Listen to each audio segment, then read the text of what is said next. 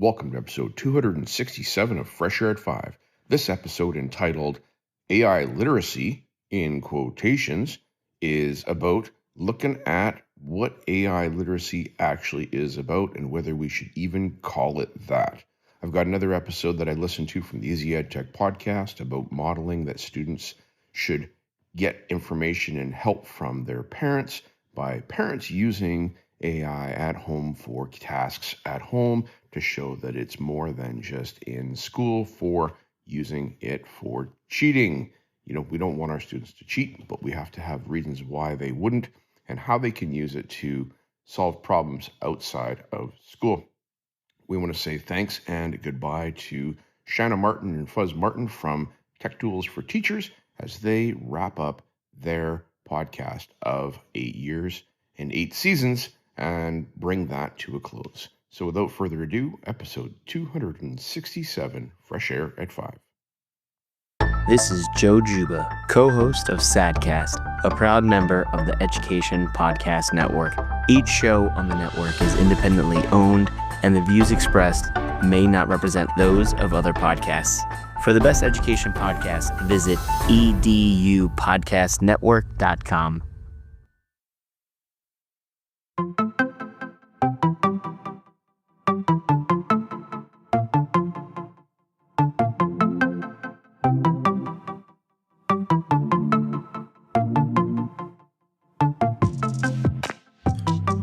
Welcome to Fresh Air at 5, the podcast. I'm your host, Brian Carpenter, coming to you every week from Abbotsford, which is about 45 minutes east of Vancouver, British Columbia, on the west coast of Canada.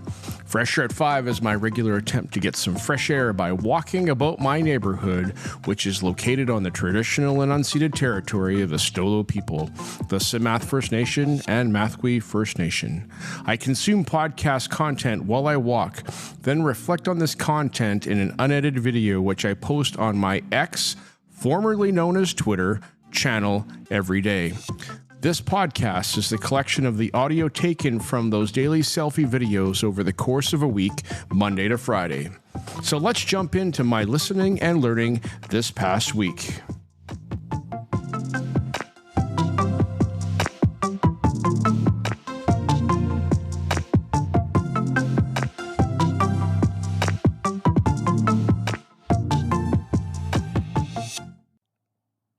Hey, PLN, July 6, 2026. Good morning to you. Trust this finds you well. It's a beautiful morning, about 14 degrees Celsius right now. The sun is coming up ahead of me, and it is a great way to start the week. Last week, Fresh Air at 5 was called Summer Starts, Sort of. Well, that sort of has to do with that I'm working, teaching summer session at my school, supporting student learning in the month of July, and then it'll be vacation after that. It'll be vacation month in August. I'm looking forward to that and going out and doing some hiking and other things. But right now, I'm in school still, 5 hours a day. So it's not much. It's not bad. It's very good and affecting some students along the way. All right. This morning, I listened to episode 351 of Angela Watson's Truth for Teachers podcast as she talks with Aaron Mote, M-O-T-E, about the what does learning sciences have to say about AI in the classroom? And this is a very interesting episode. It fits in with a lot of what I'm thinking about right now, about how do we ensure that we have learning in our classrooms in the midst of tools that can produce products that students can use to get around the learning. And that's the challenge. I think that's been a challenge of educators for many years. How can we ensure and encourage students to want to learn? Learning is important. It is a thing that we need to learn, and being learning ready so that we can engage in learning is important. You know, our students come to school fed and healthy and rested. Those are things that are necessary for learning ready, but also having the tools in hand to be learning ready and having other tools and things put away so that they aren't distracted by those tools. What are the outcomes you're trying to get at in your classroom, and what are with an activity or a unit, and can AI support that or not? looking at the differences between educational technology as well compared to consumer technology. And is the consumer technology appropriate in a classroom space? Is the educational technology even appropriate in the classroom space? Scaffolding, using chatbots as tutors, can be useful, but if there's the offboarding from these tools to have students connect with real people, I think that is essential that we talk about. There's a lot here. Take a listen for yourself. Be informed. How is your AI literacy coming along? Mine is on its way, but it's still got a long ways to go. All right. Talk to you soon. Have a great day. Bye.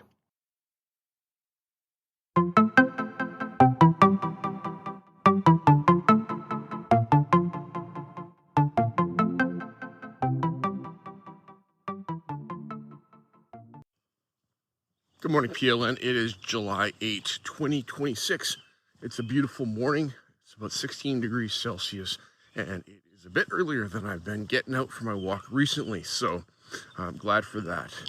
This morning, I listened to episode 378 of the Easy EdTech podcast with Monica Burns, as she brings us 10 AI prompts for families.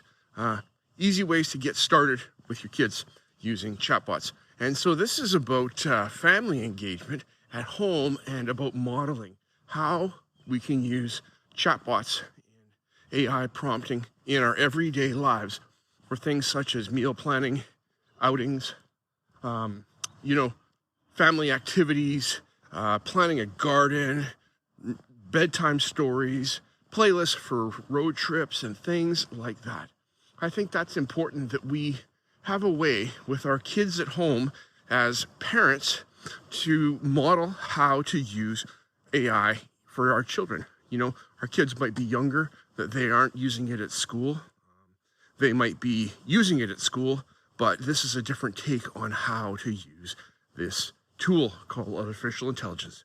I've been doing some of these things with my wife and working on, my wife and son's trip to Japan for next year's spring break coming up, and, looking at how they can make a plan and then go fact check it and put it against the Google results that, would take a lot longer to gather to be able to put together this multi-day plan.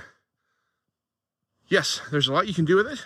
And if we can model at home our artificial intelligence use, that will improve our AI literacy in our work, in our own spaces. And so thank you, Monica. I appreciate this episode. I am going to make mention of this episode in our fall newsletter, our September newsletter that happens. So we'll link it out into our newsletter to our families to talk about AI literacy at home. All right. Thanks so much. Have a fabulous day. The last thing for July 8, 2026. The title of this episode I listened to is called Thanks for Listening. And I was like, you're welcome. And what are we thanking us for listening for? And how long? And what is it? And it was the Tech Tools for Teachers podcast with Shanna Martin and Fuzz Martin, episode 235. And Shanna and Fuzz have been in my ears because of their podcast for probably the past 3 or 4 years that I've been out walking doing Fresh Air at 5. So it's been a part of the history of Fresh Air at 5 over the past number of years. And Shannon and I have had a chance to connect very limitedly, a little bit. She presented at our conference, the MyPEDA Fall Conference, one year when we were in Victoria, but she was online, so she stayed in Wisconsin and presented. And just the ability of podcasting to bring connection to people and things and ideas. And this is their last episode, Shanna's last episode of Tech Tools for Teachers, as she has had 8 seasons of recording. And Fuzz and her have worked together from the very early days of very simple technology to his podcast studio that they work in now, his recording studio. And it's been fantastic to hear and see them work together as a couple and to produce something that the world can be listening to. And Shanna, thank you so much. I appreciate the work that you've done. You are an inspiration because it's about the consistency and the consistency of doing a thing like podcasting and producing content that people can listen to, and having resources available so that people can go, and educators and people can go to your website and find a central place for all these free tools that you've talked about over the years. I wish you the best of success as you step into your new venture of podcasting about woodworking with Fuzz, as he is excited about podcasting now, and you make ideas up, and he comes up with the product after. You could even do, like, I don't know, rating and reviewing and, comments about quality, and a way of selling woodwork through podcast. Oh my goodness. There's so many ideas that you could get onto with the woodworking thing.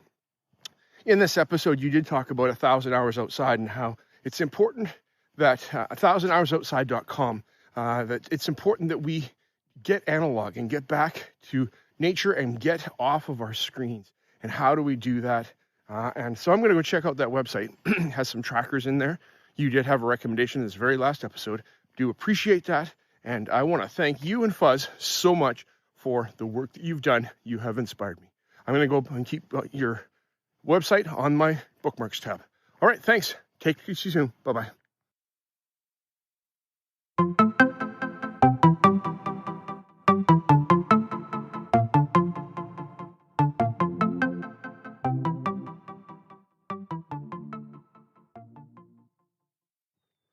Good morning to you. It is July 9, 2026.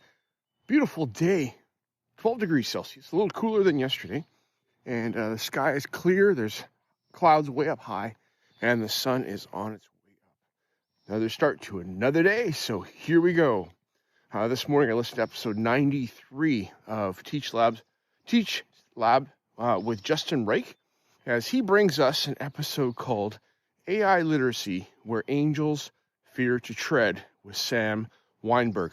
And Justin and Sam talk about AI literacy, what it might mean, what it has to do with responses to government policy, and how curriculum is created, and how that might or might not be a good way to talk about this thing called AI literacy that we don't really know what it is at this point. All right, so I thought I had an idea, but after listening to Justin and Sam talk, I don't know if I have a good idea about how to go about doing this. There's places where we can get curriculum, that we can get resources to start talking about what AI is, but is that necessarily the best way to start? I think, and I concluded prior to this, that AI literacy comes out of digital literacy, or just how to use our devices for effective work.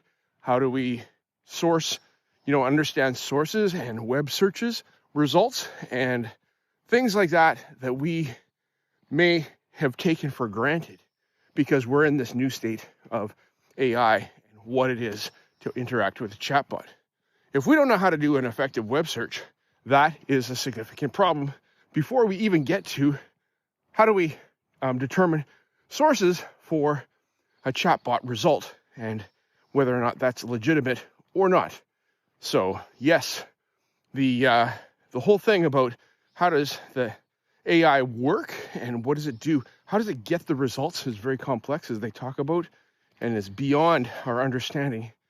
And even the developers of this technology are amazed at what AI is doing. But we have to remember, AI does not think, it simply predicts.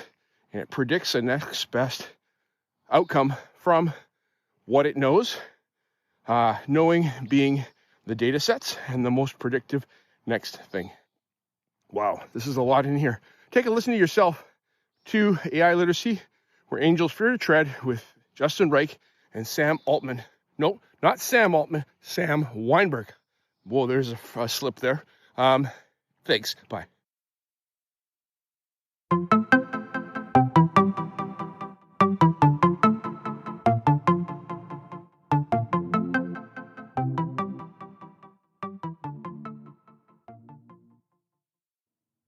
Hey, PLN, it's Friday afternoon, July 10, 2026, and today, earlier this morning, I listened to Teach Lab with Justin Reich, episode of probably 94. Can't remember exactly, but it is AI Literacy Part 2, what we talk about when we talk about AI literacy. And this is the second part of a two-part series, which is an extension of the Homework Machine 7-part episode series that I recommend everybody listen to, because Justin and Jesse Dukes have great information that they are sharing about artificial intelligence and how we implement or not in our schools. Now, the curiosity for me is about AI literacy and how this term is blurry that I'm hearing, and how do we communicate AI literacy, and what is it exactly? Is it actually just media literacy or discipline literacy that comes, and now we are faced with a tool that does all these things that are distracting but fit into different categories,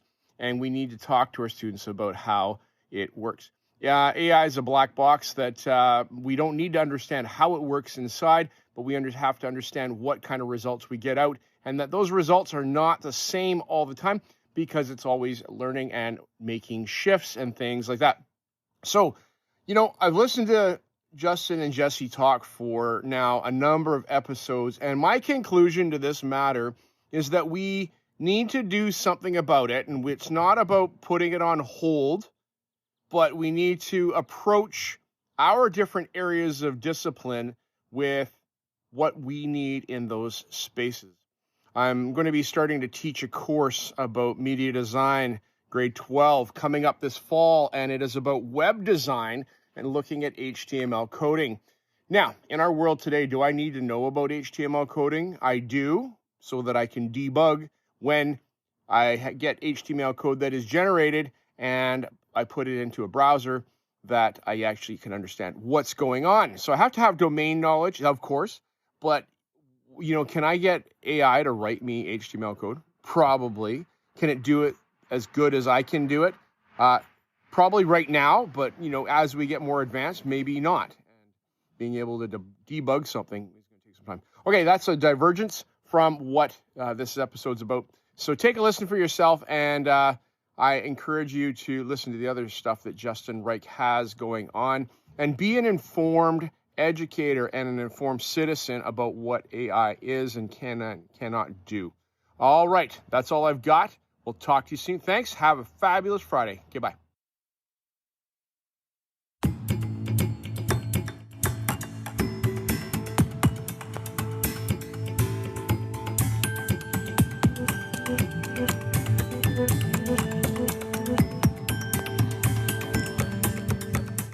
I appreciate you giving me a listen as I've created this podcast experience for you. It's like a unique Blinkist or Coles Notes version of the content I take in, like a highlight reel, so that you can hopefully find some other interesting podcasts you may not have considered before. I've recorded the specific episode podcast titles and episode numbers in the show notes, which are only a click or swipe away for your learning convenience. I've also started to put together a Spotify playlist of each of the episodes so that you can also take a listen to those specifically, and the link to that playlist is in the show notes. Please subscribe so you don't miss any of my upcoming episodes. And if you enjoy this podcast and its format, share it with someone else. You can also follow me on X, formerly known as Twitter, at Brian Carr, BRYONCAR, or at Fresh Air at 5. Tweet about your experience or give it a review on Apple Podcasts or wherever you listen to podcasts. Fresh Air at 5 can be found on the Educational Podcast Network. Podcasts for educators, podcasts by educators. I hope you have a fantastic day. Get some fresh air before the day is out, and take care of yourself, because you are worth it.